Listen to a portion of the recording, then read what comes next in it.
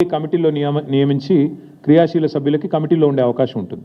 So ఆ క్రియాశీల సభ్యులు కమిటీలో ఏర్పాటు చేసుకుంటూ టాప్ టు బాటం అంటే బూత్ లెవెల్ నుంచి స్టేట్ కమిటీ దాకా మళ్ళీ పునర్నిర్మాణం జరగాలి.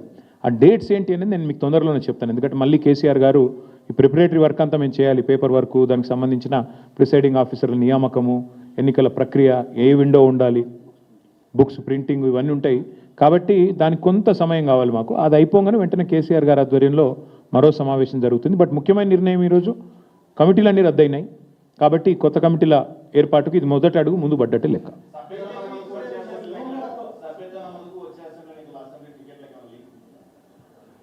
సభ్యత్వ నమోదు కాదు, కానీ పార్టీకి క్రియాశీలంగా పని చేయండి. ఎమ్మెల్యేలైనా కేసీఆర్ గారు ఒక మాట అన్నారు, సిట్టింగ్ ఎమ్మెల్యేలైనా మీరు క్రియాశీలంగా పనిచేయకపోతే మాత్రం పార్టీ అన్ని పరిగణలోకి తీసుకుంటుంది.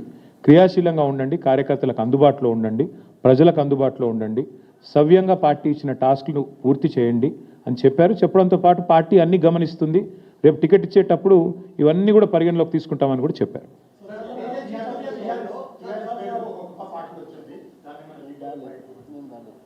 ఎక్కడ నాకు తెలిసి మాకు ఇప్పటి వరకు నాకున్న ఇన్ఫర్మేషన్ మేరకైతే నాకు తెలిసి పెద్ద ఇష్యూ ఏమీ లేదు. పార్టీలు వస్తుంటాయి పోతుంటాయి, అది పెద్ద ఇష్యూ కాదు. చాలా పార్టీలు వచ్చినాయి, చాలా పార్టీలు పోయినాయి. 25 ఏళ్ళు పూర్తి చేసుకున్న పార్టీ మేము. కాబట్టి మేము ఫోకస్ చేసేది ఈ దేశంలో 25 ఏళ్ళు పూర్తి చేసుకున్న పార్టీలు వేళ్ల మీద లెక్క దగ్గబెట్టే సంఖ్యలో ఉంటాయి. నాకు తెలిసి మన రాష్ట్రంలో అయితే ఒక టీడీపీ, తర్వాత టీఆర్ఎస్, ఇంకే వేరే పార్టీలు ఏం లేవు. ఇప్పుడున్న బీఆర్ఎస్, అప్పుడు టీఆర్ఎస్గా పుట్టింది, ఇప్పుడు బీఆర్ఎస్. కాబట్టి పెద్ద పట్టించుకోదగ్గ విషయం ఏం కాదు. తేజస్వి సూర్య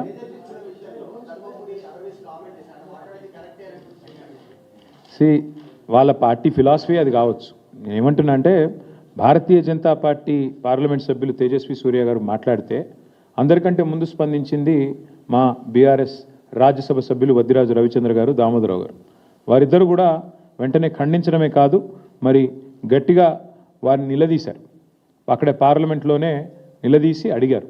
నాకు కూడా తేజస్వి సూర్య గారు ఫోన్ చేశారు, బ్రదర్ నేనేదో అన్నాను, తప్పుగా అర్థం చేసుకున్నారు మీ వాళ్ళంటే. లేదండి, మీరు మాట్లాడింది చాలా తప్పు, నాకు ఆయనతో గతంలో పరిచయం ఉంది. ఫోన్ చేస్తే నేను చెప్పాను, చాలా తీవ్రంగా చెప్పాను, మీరు చాలామంది హృదయాలు గాయపరిచేటట్టు మాట్లాడినారు, మీరు మాట్లాడింది చాలా తప్పు, విరమించుకోండి, ఉపసంహరించుకోండి, పద్ధతి కాదు.